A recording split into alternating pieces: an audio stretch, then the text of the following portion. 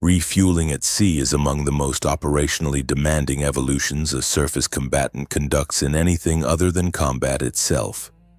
And in a contested environment, the distinction between the two categories becomes difficult to maintain. The process requires two ships to hold station within 40 meters of each other at matched speed and heading for a period of 40 minutes to several hours, connected by fuel transfer hoses and highline rigs that impose severe constraints on both vessels' ability to maneuver independently.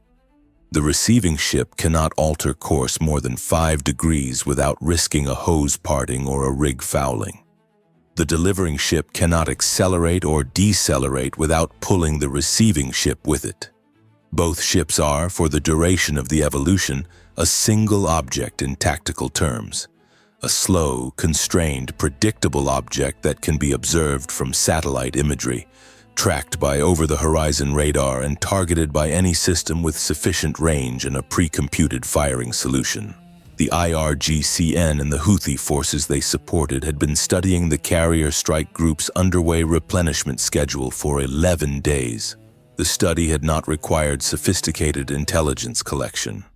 The Red Sea operational environment in this period was one in which the boundary between observable and classified had been substantially eroded by the density of surveillance assets that both sides were operating. Iranian-aligned analysts had access to commercial satellite imagery, to the passive radar returns from a network of coastal observation posts along the Yemeni coast, and to the behavioral patterns of a strike group that had been operating in the same general area for long enough that its routines had become legible to anyone paying systematic attention. The carrier's air operations tempo drove a fuel consumption rate. The fuel consumption rate drove a replenishment frequency. The replenishment frequency produced a predictable window. The window had a location, the designated replenishment area 40 miles southwest of the operating box, selected by U.S. Navy planners for its distance from the primary threat axis.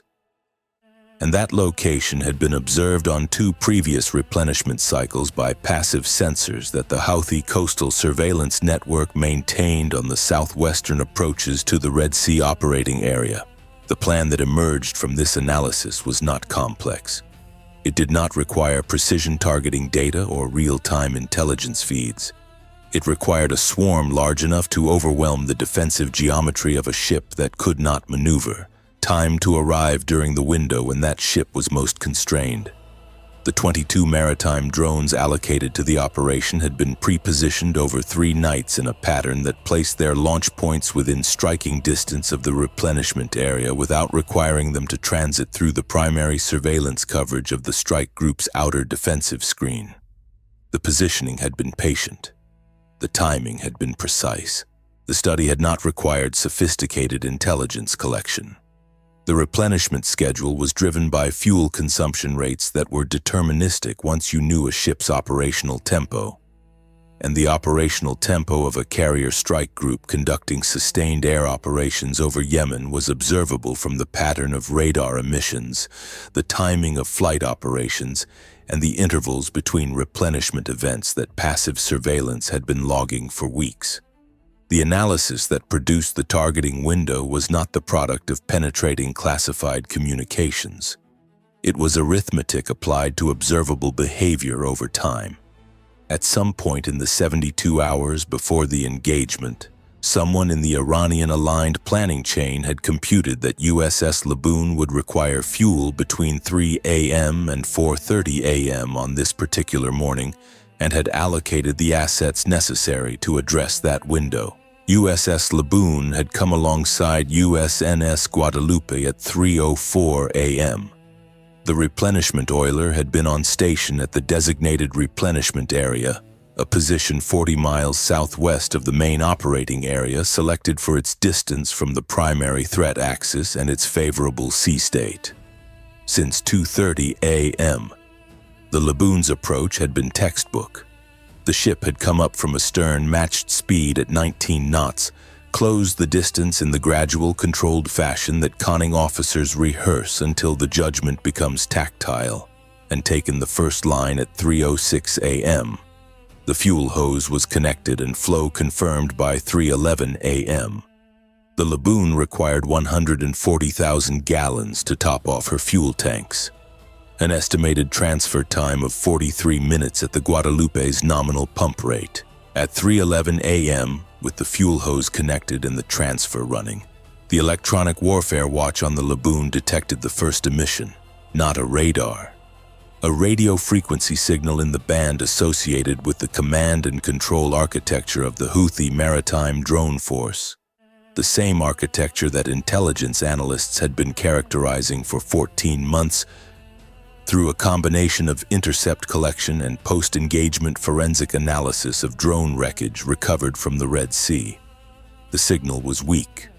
It was consistent with the pre-launch coordination phase that preceded swarm deployments rather than with an active attack phase. It was, on its own, inconclusive. The EW supervisor logged it, called the TAO, and said the word that focused the watch team's attention without producing the irreversible commitment of a general quarters alarm. Possible. The TAO had a specific problem that the word possible created. Sounding general quarters during an active underway replenishment evolution meant disconnecting the fuel hose and breaking away from the Guadalupe, a procedure that took 4 minutes under emergency conditions and left the Laboon at the fuel state she had started with, which was 15% below the level the operations officer had assessed as minimum for the next 24 hours of sustained operations. Not breaking away meant maintaining the evolution while increasing the watch posture, which was possible but which constrained the ship's maneuvering options in a way that the threat geometry might make significant. He ordered an increase in radar scan rate and directed the EW suite to full active collection on the detected frequency, and he waited 30 seconds for the picture to develop. The picture developed in 22 seconds. The SPY-1D completed its elevated scan rate cycle and the return showed surface contacts. Not one. Multiple at ranges between 6 and 14 kilometers bearing northeast, distributed across a wide arc that indicated a deliberate deployment pattern rather than a random scatter. The system's surface contact counter was still updating when the TAO called general quarters at 3:11:44 a.m. The final contact count when the display stabilized was 22 maritime drone contacts, approaching in a dispersed formation from the northeast, at speeds between 28 and 34 knots. The emergency breakaway from the Guadalupe began at 3:11:47 a.m. The standard emergency breakaway procedure requires the receiving ship to reduce fuel flow, close the fuel valve, signal the delivering ship, allow slack in the hose, and physically disconnect the coupling before separating. The fuel valve was closed at 3:11:49 a.m. The signal to the Guadalupe went at 3:11:50 a.m. The hose coupling was a NATO standard quick disconnect fitting designed for exactly this scenario. A single lever release that decoupled the hose from the receiving ship's fuel manifold in the time it took to pull the handle. The boatswain's mate at the fueling station pulled the handle at 3:11:58 a.m. The coupling did not release. The quick disconnect fitting had accumulated salt crystallization in its release mechanism during 11 days of continuous at-sea operations in the Red Sea's high humidity environment, a maintenance condition that was documented in the ship's equipment log as a note requiring fresh water flush at the next port call.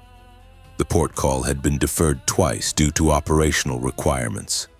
The salt crystallization had continued accumulating. Under normal conditions, a deliberate, practiced breakaway with time to work the fitting, the crystallization would have been a friction increase, not a failure. Under emergency conditions, with the lever pulled hard and fast by a boatswain's mate who had been awake for 17 hours, the crystallization was the difference between a coupling that released and one that did not. The boatswain's mate pulled the handle again. He put his full body weight behind it. The coupling shifted but did not release. The Guadalupe, receiving the breakaway signal, had begun its own separation procedure and was reducing speed, the standard delivering ship response that was designed to allow the hose to go slack and permit the receiving ship to accelerate clear. The speed reduction caused the hose to sag between the two ships. The sagging hose, still connected to the Laboon's fuel manifold and now slack between two ships beginning to diverge in speed, was pulled taut, and then beyond taut as the separation distance increased faster than the hose could pay out from the Guadalupe's winch. The fuel hose parted at the midpoint at 3:12:14 a.m., 27 seconds after the general quarters alarm. A parting fuel transfer hose under operating pressure is not a passive event. The hose had been transferring JP5 aviation fuel at a pressure that, when the line parted, expressed itself as a high-velocity spray from both severed ends simultaneously. The end attached to the Laboon's manifold sprayed inboard, across the refueling station on the port side weather deck, over the deck equipment, and onto the deck surface and the personnel who had been working the breakaway evolution. The end attached to the Guadalupe's winch swung in an arc as the delivering ship's motion carried it. A heavy, pressurized hose end moving unpredictably across the gap between two ships before the Guadalupe's automatic winch brake activated and arrested it. The JP5 that covered the Laboon's port weather deck at 3:12:14 a.m. was approximately 60 liters, dispersed across a 20-meter section of deck in a mist and pool combination that created a vapor concentration that any ignition source could address. The ignition source was the 57-millimeter gun mount on the portside forward deck, which the weapons team had brought to its engagement bearing at 3:12:03 a.m. in preparation for the drone engagement, and which fired its first round at 3:12:16 a.m. 2 seconds after the hose parted and while the fuel mist was still settling on the deck surface between the gun mount and the fueling station. The muzzle blast from the 57mm at 2 seconds after the fuel spray was the ignition source. The fire on the port weather deck at 3:12:18 a.m. was not large by the measure of ship fires. It was a fuel surface fire. A pool and vapor fire burning on the deck surface and in the mist cloud that had not yet fully dispersed. It was hot. It was fast spreading along the fuel trail. And it was on the weather deck of a ship that had 22 maritime drones 60 seconds from engagement range. The Teo had 2 simultaneous emergencies at 3:12:18 a.m. The port 57mm gun was in the fire zone. Its crew had evacuated the mount at the first indication of the fuel spray. The watchstander on the mount had smelled the JP5 before he saw it and had cleared his crew before the fire started. The mount was unmanned and its ammunition feed system was not loaded. Standard for an at-sea watch condition where weapons were maintained in a ready but not loaded status. The fire risk to the 57mm ammunition magazine was real but not immediate, because the magazine was a deck below the weather deck and the fire was surface level on the weather deck above it. The Phalanx system on the port sponson was outside the fuel spray zone. The spray had concentrated forward of the sponson position and was fully operational. The starboard 57mm was operational. The ship's course change, now executed as the Guadalupe separation was completed, was bringing the starboard side toward the primary threat bearing in a maneuver that would place the starboard weapon systems in optimal engagement geometry.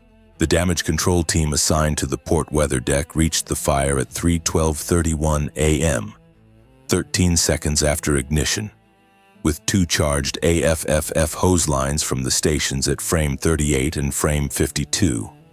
Aqueous film-forming foam on a JP5 surface fire is the correct suppression agent for exactly this fuel type, and the DC team that applied it had trained on JP5 fire scenarios in the aviation firefighting course at the Naval Air Station Training Facility that all surface ship damage control personnel assigned to aviation-capable ships complete.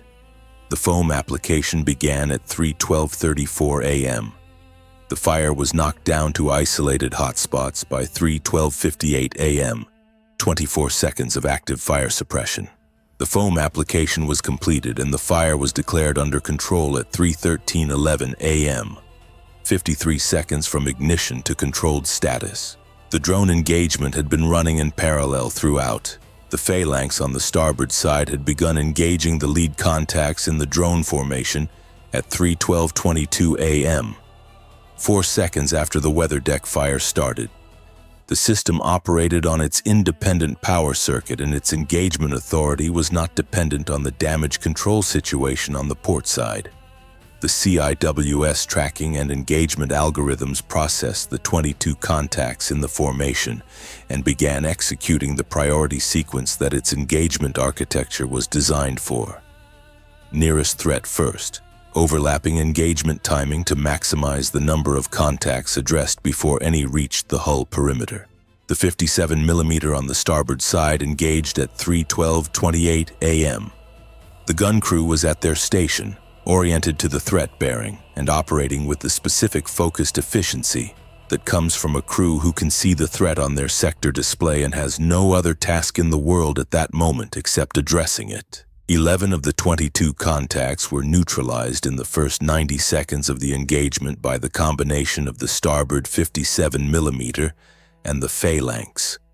The remaining 11 had used the dispersion of the formation, the wide arc of the approach bearing, to ensure that contacts on the flanks of the formation arrived at the engagement perimeter while the primary weapons were engaged with the center contacts. The port Phalanx had been affected by the fuel fire at its sponson vicinity but was operational. The fire had not reached its mounting point and the system's electronics were unaffected. The port CYWS engaged the contacts on the port flank of the formation at 3:13:04 a.m. after the deck fire was declared under control and the safety interlock that prevented weapon system engagement in close proximity to an active fire was cleared. 5 contacts closed to within 300 meters of the hull before being engaged by terminal defense. The Phalanx engaged each in sequence, the 20mm rounds reaching 3 of them at ranges between 280 and 160 meters. 2 contacts were not addressed by the CIWS before they detonated. The first detonated at 61 meters off the port bow at 3:13:44 a.m.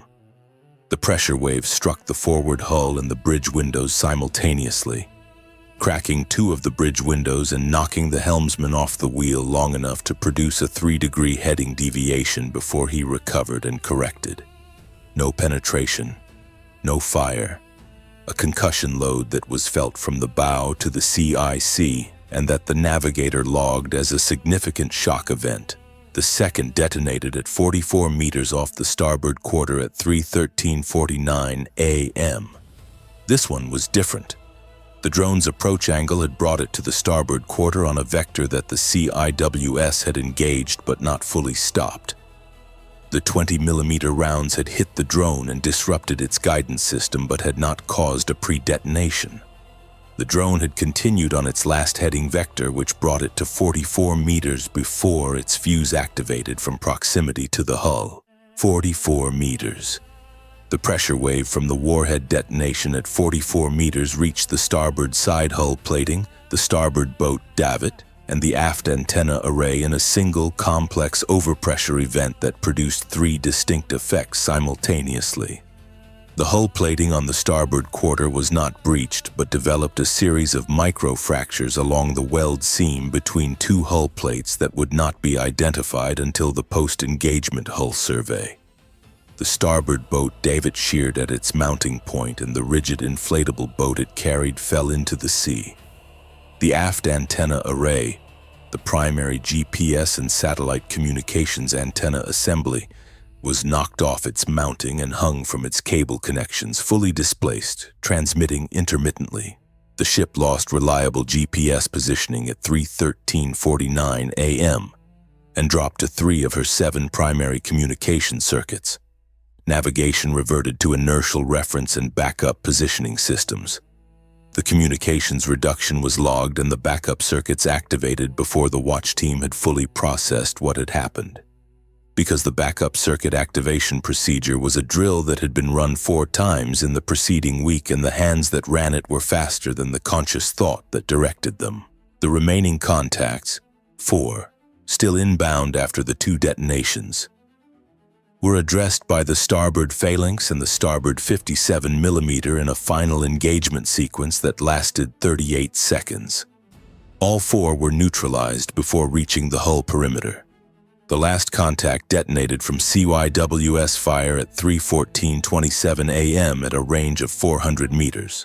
The engagement was over at 3:14:27 a.m., 2 minutes and 43 seconds from the first contact to the last detonation. The ship was mobile. The fire was out. The weapon systems were functional. The GPS was degraded. 2 communication circuits were lost. The hull microfractures were unknown. The starboard boat davit was gone. The port weather deck had 53 seconds of fire damage on its non-skid surface, and a fuel manifold fitting that needed immediate inspection and replacement. The damage control officer's post-engagement assessment took 11 minutes and produced a status report that went to the fleet commander at 3:29 a.m. The report was 9 lines. It described what was damaged, what was operational, what was unknown, and what actions were in progress. The fleet commander read it and made 2 decisions. The Guadalupe would return to complete the fuel transfer once the Laboon's deck had been inspected and cleared, and a second destroyer would be vectored to the Laboon's position to provide additional defensive coverage while the replenishment was completed. The deck was cleared for a second replenishment approach at 4:11 a.m.